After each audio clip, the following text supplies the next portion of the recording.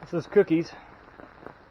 I've been asked several times, how do I make my charcoal? How I do it, what I use, etc., etc.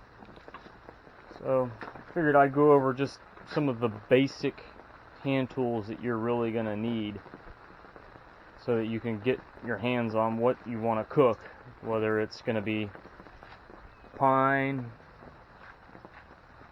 or I think I got a big pile of fat lighter sitting there. Under the tarp back there is cedar. You know, it's just different kinds of wood. You know, it requires different efforts and force to break it apart. Has different weights once it's dried. So, first of all, sometimes you'll be able to get things off the side of the road when someone has a tree cut down or a storm comes through. They're going to hire somebody to come out and pile it all up by the road, and it's just going to be a huge mess. Well, what do you do? Well, what you're going to need is several hand tools. I would consider all of these things the bare minimum of what you're going to need. And I would start with a machete, because you're going to need to be able to carve through all the crap to get to it. This is actually a pretty good one. Here's the name of it. I believe this one is 22 inches. And then once you get through all of the bushes and whatnot, or the brush, or the branches piled on top, you're going to need to be able to cut it up into sections. So you're going to need a chainsaw. Now, if you're cutting up small stuff, a 30-something cc saw with a 16-inch bar or a 14-inch bar, gas-powered, is going to be plenty until you start getting into actual tree trunks or very large branches. This is the saw that I use to cut up logs that have already been split but are too long. I like using this one because it's light. I can use it with one hand. It's easy to use. Uses very little gas. And I can run it here by the house and it doesn't make all the people that live around me mad. So, once I get that handled and cut to length, because I like to cut them short, and then I like to split them up nice and small so I can pack a whole bunch into my cooker. And then it all cooks uniformly.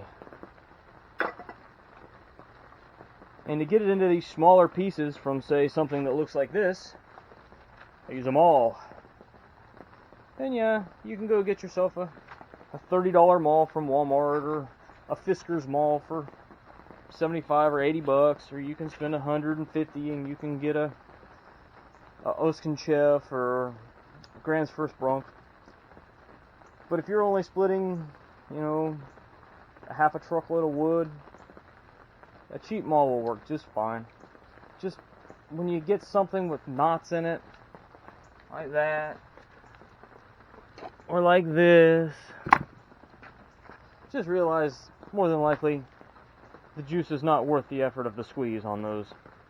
You can take the saw and you can cut it up, or you can just burn it and be done with it. It's not worth beating it up and hurting yourself and wearing yourself out to get that extra little bit of wood.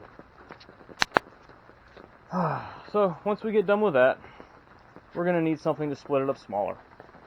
And I like to make my own hatchets out of old hatchets that are worn out, because they seem to be tempered all the way through the head to the back.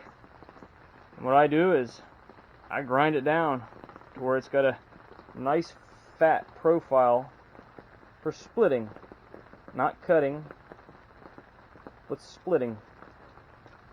And that way you can also beat on the back of the head and it'll go right through it. And that's pretty much the hand tools.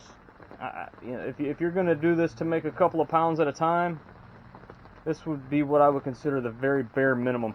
And you're also going to want a nice, thick, heavy chunk of log as a base to split on. I prefer oak of some kind because it's heavy and dense. It's difficult to split when you're driving things on it. And think that's pretty close. Oh, and you're going to need a wheelbarrow. Maybe some tarps too, so in case it starts to rain like it is right now. I don't know if you can see it coming off of there. That way when it starts to rain, you can just kind of fold everything up in the tarp and go back inside. Keep the wood as dry as possible.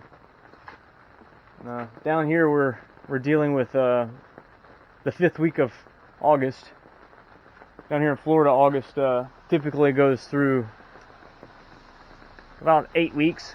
We have about 8 weeks of weather that we consider August, and then we start to get into September, and then we usually don't even get cool until after Halloween.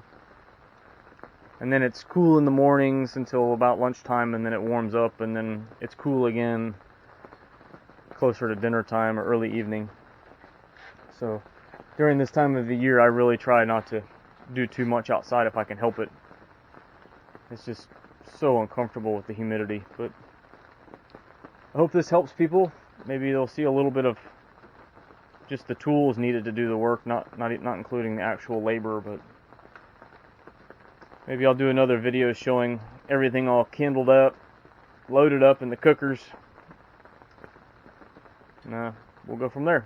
Hope everybody's having a great 2021. Take care.